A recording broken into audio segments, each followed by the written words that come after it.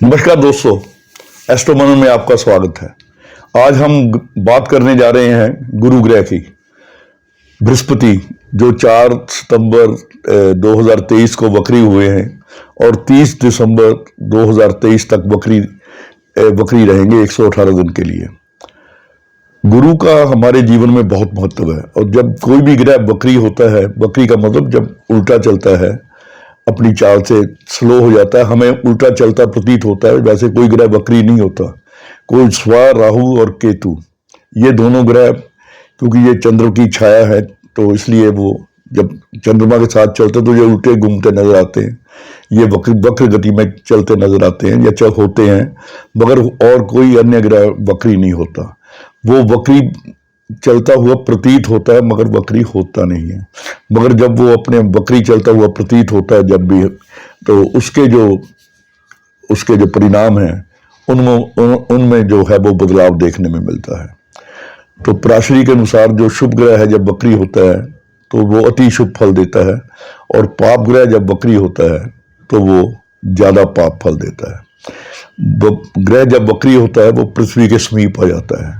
तो ये तो रशिया की भी एक संस्था ने एक बार रिसर्च की थी कि गुरु जब भी धरती के पास आता है, बृहस्पति जब भी धरती के करीब होता है या वक्री दशा में होता है, तो धरती पर फसलें, जलवायु वगैरह बड़े सुखद रहते हैं। तो गुरु का जो वक्री काल होता है तो ये आमतौर पर बहुत शुभ होता है, क्योंकि गुरु ग्रह नैसर्गिक शुभ ग्रह है और इसका वक्री होना सबके लिए काफी श्रेष्ठ फल देने वाला होता है। मगर क्योंकि इस वक्त गुरु के साथ राहु भी है, दोनों मेष राशि में हैं, तो राहु तो चलते ही वक्री हैं और गुरु वक्री हो गए हैं 4 सितंबर को। तो इनका क्या असर होगा? गुरु राहु जब भी इकट्ठे होते हैं तो ये गुरु इससे खुश नहीं होते, यानी कि गुरु वहां पे विचलित रहते हैं राहु के साथ, क्योंकि गुरु ऑक्सीजन है, इसीलिए हम इसे जीव भी कहते हैं।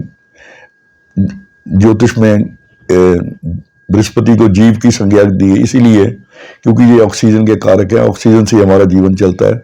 और राहु कड़वा धुआं है। ऑक्सीजन और धुआं, यानी कि राहु दम घोटता है, राहु का धुआं दम घोटू होता है, इसलिए राहु और ये बृहस्पति की जो युति है ये कंफर्टेबल नहीं मानी गई। जिन कुंडलियों में भी ये राहु बृहस्पति की युति होती है तो उन्हें सांस की कोई ना कोई तकलीफ या ब्रीदिंग प्रॉब्लम या लंग्स में वीकनेस अवश्य आती है। चलो खैर, ये तो अलग बात है। मगर यहाँ पे राहु मृत अवस्था में है, क्योंकि वो 30 अक्टूबर को ये राशि छोड़ रहे हैं, तो अभी कुछ दिन ही बाकी बचे हैं उसमें। तो उसमें जो राहु है वो अपनी डिग्री के अनुसार मृत अवस्था में है, तो राहु अपना प्रभाव देने में अक्षम है। मगर सूर्य, ये जो बृहस्पति हैं, ये जो वक्री होके जो अपना परिणाम देंगे उसमें काफी शुभता आएगी।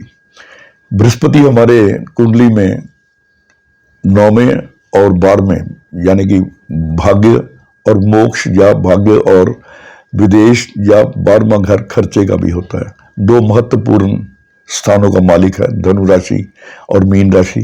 काल पुरुष से देखें तो 9वीं और 12वीं राशि, और 5 घरों का ये सिग्निफिकेटर है।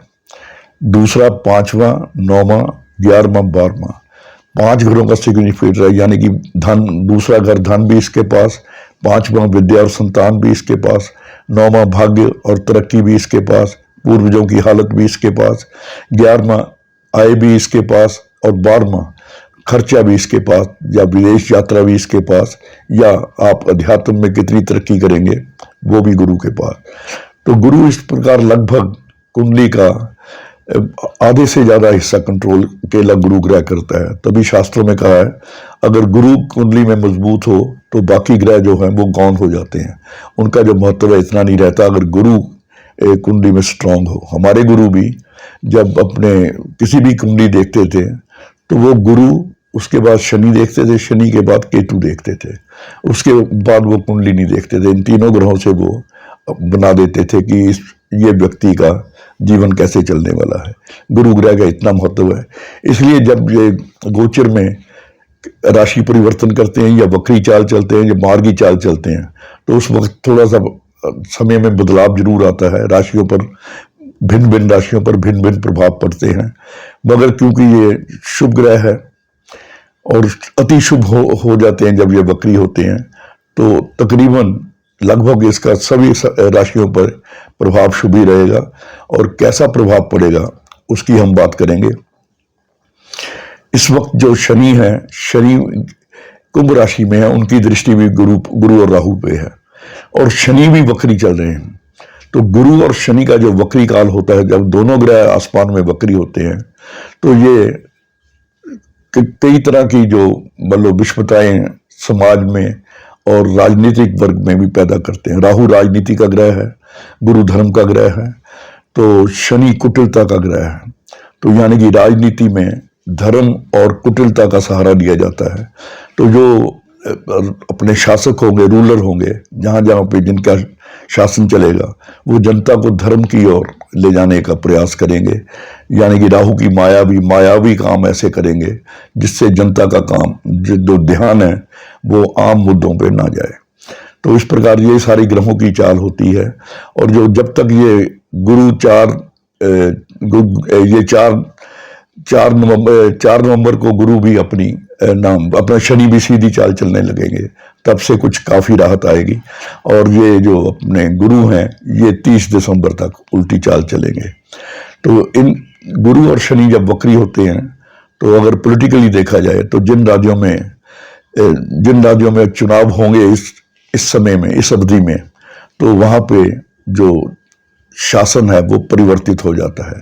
यानी कि वहां पे जनता रूलिंग पार्टी को हटाने में रुचि ज्यादा रखती है।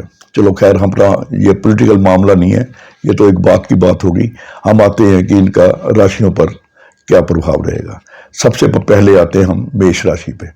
मेष राशि के लगन में गुरु और राहु की युति है। गुरु लगन में ही ये वक्री हो रहे हैं।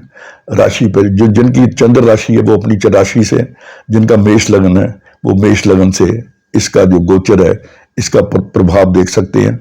और जिनके पास अपनी जन्म कुंडली नहीं है, वो अपनी नाम राशि के अनुसार भी, अपनी राशि के अनुसार इसका गोचर का प्रभाव दे सकते हैं।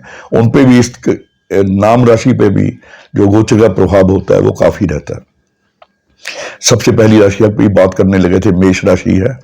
इस राशि के लगन में, राशि में गुरु चल रहे हैं और वक्री हो रहे हैं, तो इसके काफी शुभ परिणाम देखने को मिलेंगे। सेहत में सुधार होगा, क्योंकि 5वीं दृष्टि संतान पक्ष पे 5वें घर में है, तो संतान पक्ष से कुछ शुभ समाचार मिलेंगे। 9वीं दृष्टि इनकी 9वें भाव में होने से धार्मिक यात्राओं में रुचि बढ़ेगी।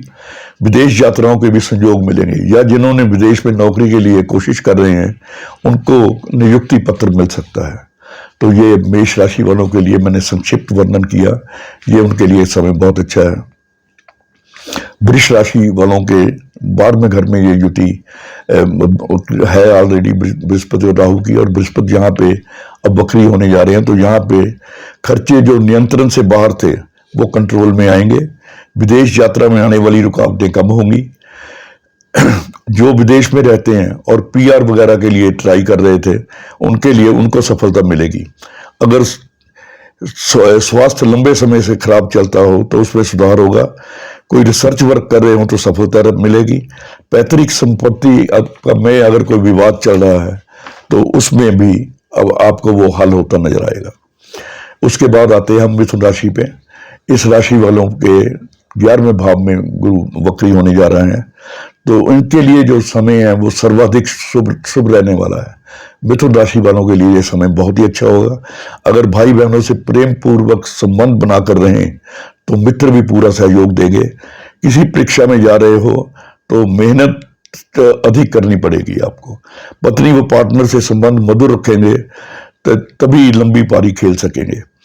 बृहस्पति राहु 11 में है, तो स्वास्थ्य में अगर कभी किसी तरह की भी आपको कोई दिक्कत आए तो सोने की चेन पहने, ना पहन पाए तो पीला धागा जरूर पहने।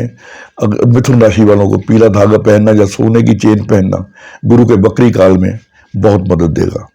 इसके बाद आते हैं हम कर्क राशि पे। कर्क राशि में कार्य क्षेत्र में आने वाली परेशानियां कम होने लगेंगी, क्योंकि ये बृहस्पति 10वें घर में इनके वक्री होने जा रहे हैं। तो सरकार के पक्ष से अगर कोई अड़चने आ रही थी वो कम हो गई। अगर कोई सरकारी ठेकेदारी वगैरह करते हैं, कोई काम नहीं बन रहे थे या पेमेंट रुकी थी, वो भी मिलेगी आपको। धन संचय में थोड़ी सी दिक्कतें आएंगी, धन संचय करने में दिक्कतें आएंगी थोड़ी सी।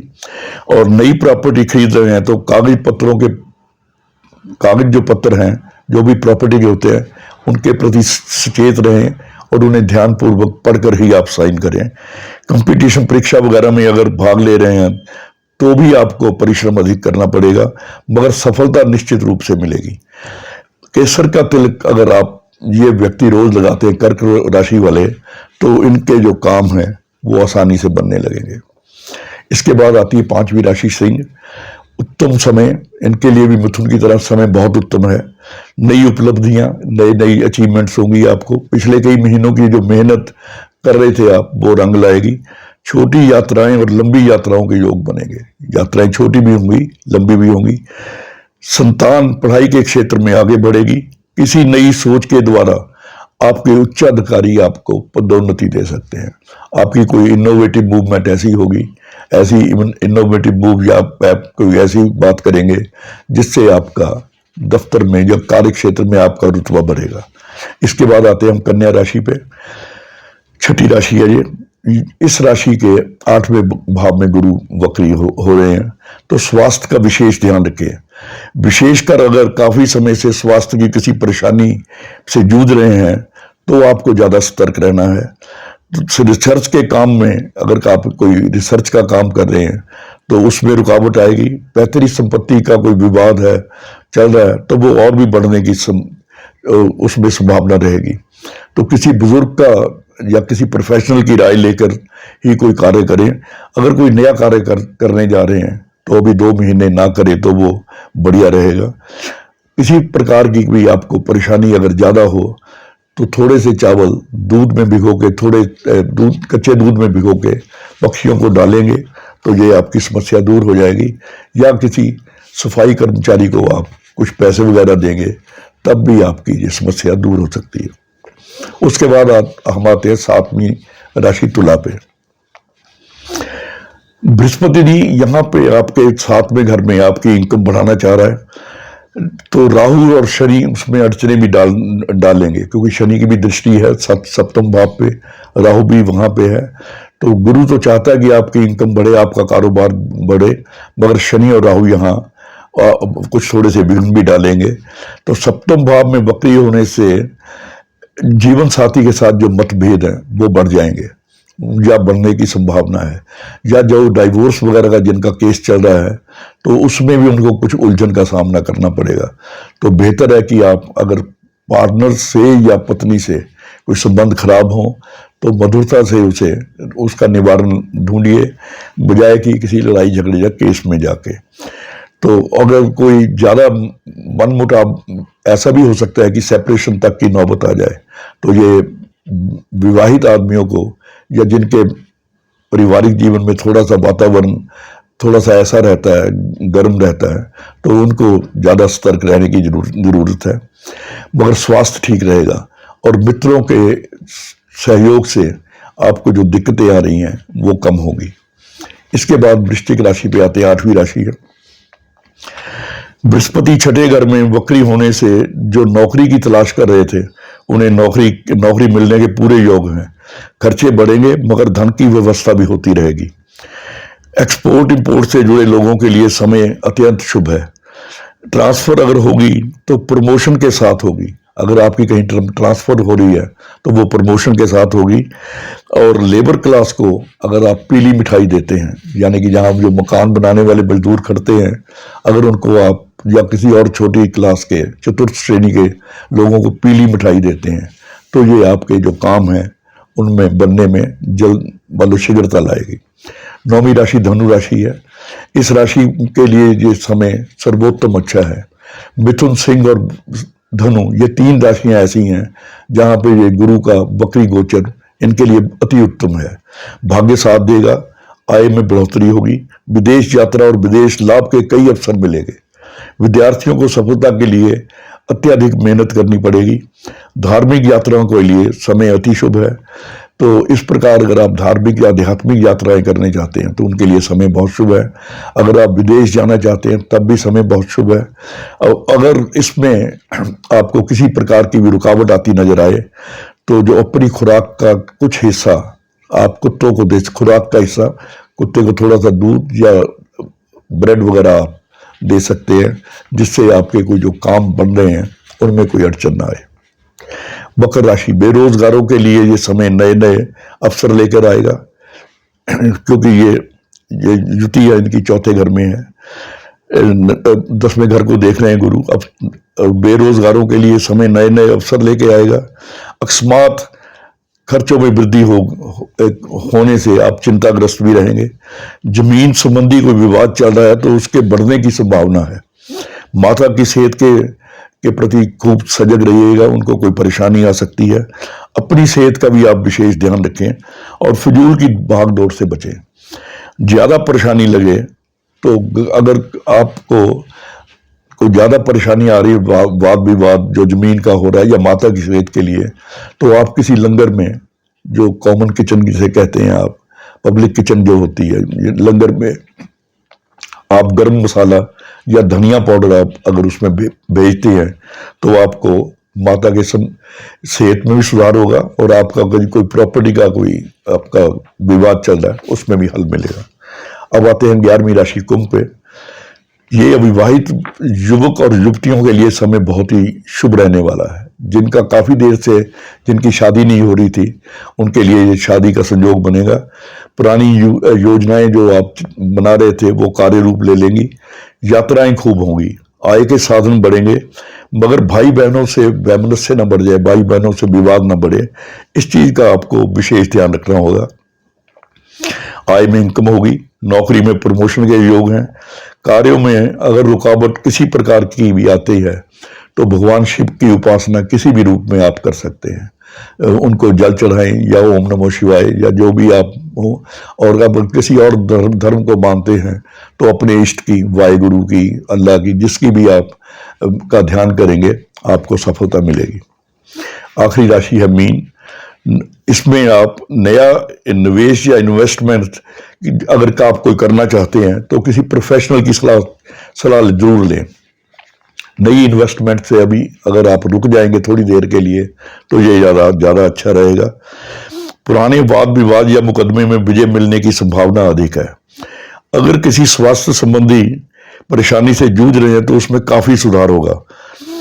अनावश्यक खर्चे बाद में परेशानी का कारण बन सकते हैं। अगर आप फजूल खर्ची करेंगे तो ये आपको बाद में परेशानी दे सकते हैं। उन्हें अपने नियंत्रण में रखें। खर्चों पे नियंत्रण रखना बहुत जरूरी है। और किसी प्रकार आपको आप पे जो शनि की 7.5 है उसकी भी शुरुआत हो चुकी है। तो बृहस्पति आपके यहाँ दूसरे घर में है, शनि आपके भाव में है आपकी राशि के। अगर किसी प्रकार की भी दिक्कत आपको आती हो तो शनिवार वाले दिन पीपल को जल दें या पीपल की जड़ में शाम को दिया जलाएं सरसों का। पीपल को जल वैसे भी आप अगर रोज दें तो मीन राशि वालों के कई कार्य संपन्न होने की पूरी संभावना है। तो इस प्रकार जो मैंने अपने हिसाब से इसका गुरु का जो गोचर का राशियों पर प्रभाव देखा वो मैंने आपके साथ डिस्कस किया है। अगले वीडियो में किसी और विषय के साथ आऊँगा। तब तक के लिए इजाज़त। नमस्कार।